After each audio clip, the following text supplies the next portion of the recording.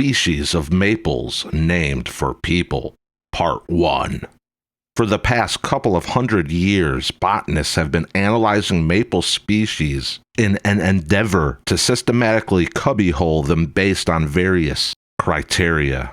An Acer palmatum, for example, could be said to resemble the human hand with 5 finger-like lobes, while Acer sacrum, the sugar maple, was distinguished by its sugary sap.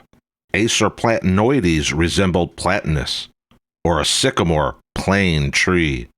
With Acer japonicum, the species name refers to its country of origin, of course, and does Acer nipponicum, since Nihon Jin indicates one from Japan. Acer carpinifolium has leaves shaped like a hornbeam carnipus, while Acer morifolium has leaves sort of like a mulberry morris. If I was emperor of the plant kingdom, I would grant myself authority to rename all of the species, and it would just be tough luck if you didn't like it. I would choose the criteria based upon what was most critical or obvious and whimsical to me. I would lump or split to my heart's content, and I would rename some after myself, of course, and also for my friends. The buckled system wouldn't be any more of a hodgepodge than what we currently have. Come on, you know I'm not really that arrogant. It would be cool, though, to have a species named after oneself. I might choose to rename Shirasawanum for myself, as I like and profit from that species. But let's give credit to Homie Shirasawa, a Japanese botanist, for he was considered the father of Japanese botany, and so is certainly deserving of the species name.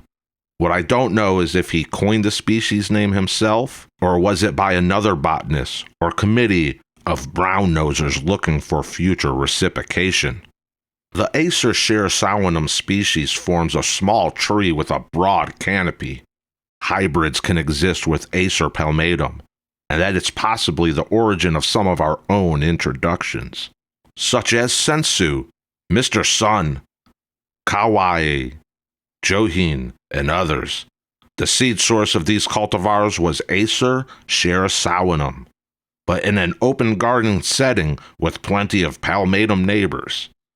As I've explained before, if the cultivar seed rises above the foliage, we call it a shirasawanum, for we can't be certain whether or not it is a hybrid with any palmatum blood.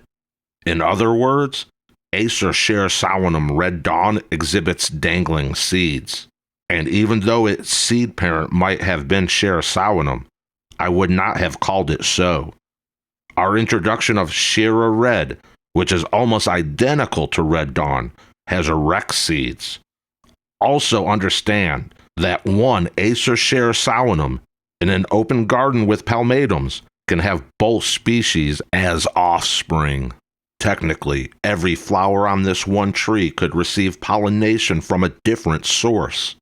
Anyway, that's how I see it, but I'm always welcome to be corrected.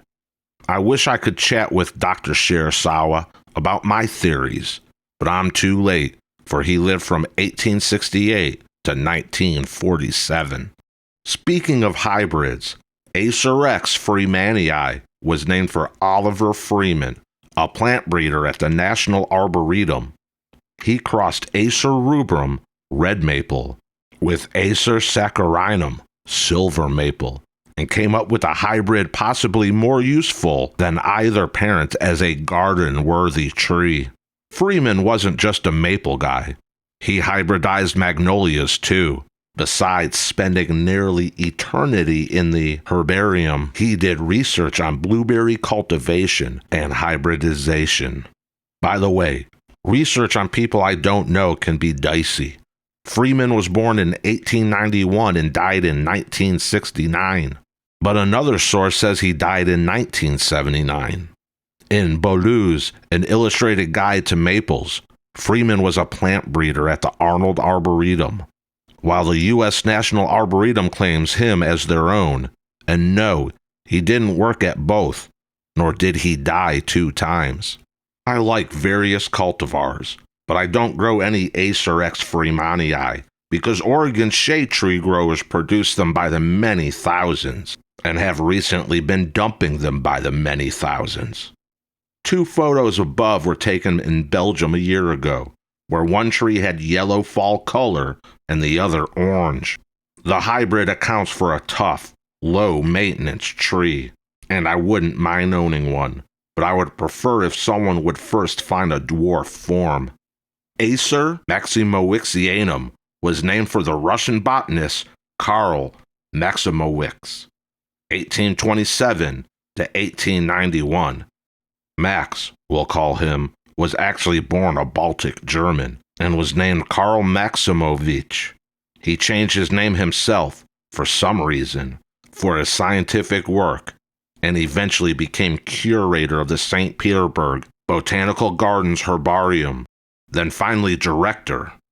Max had a few plants named in his honor, such as Betula maximowixiana, Picea maximowixii, and Lilium leachinii, which I grow, and even a vole, Microtus maximowixii. But an even greater accomplishment was that he described and named over 2,000 plants that were previously unknown to science. Among them are acers, Chornoskii, Pictum, Capillipes, Bibanerve, and Argudum. Acer Pictum usagumo is my favorite of the lot. Actually, I don't even grow Acer maximowixianum, although I've seen a nice specimen in Seattle's Japanese garden, and also in Nikko, Japan, where it is native, and also known as Nikkoense.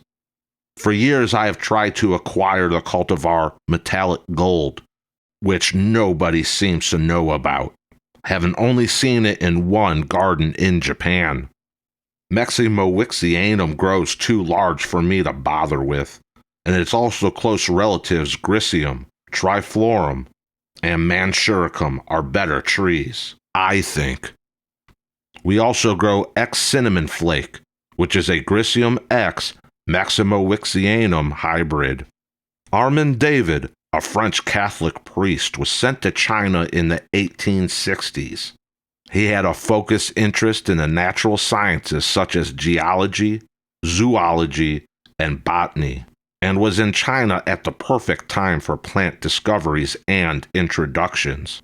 But he sent back to Paris more than just plants. His efforts include 200 species of wild animals, including the first panda, 800 species of birds, and a lot of reptiles and fishes. Father David's trees are some of my favorites, such as Pinus armandii and Davidia involucrata, as well as Acer davidii. David's maple is a medium-sized tree with a spreading crown and gracefully drooping branchlets. The trunks on the old specimens can be fantastic, especially the cultivar serpentine. Hansu shuru displays gorgeous variegated leaves, but the coloring is not very stable, and sadly we have discontinued to propagate it.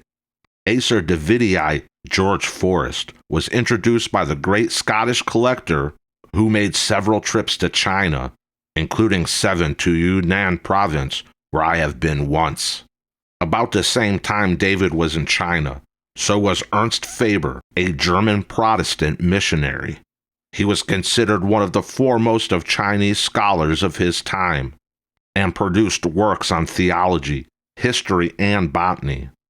Faber was tolerant of other religions, and noted the similarities between Christianity and Confucianism, as both shared the golden rule, moral duty, and virtuous government beliefs.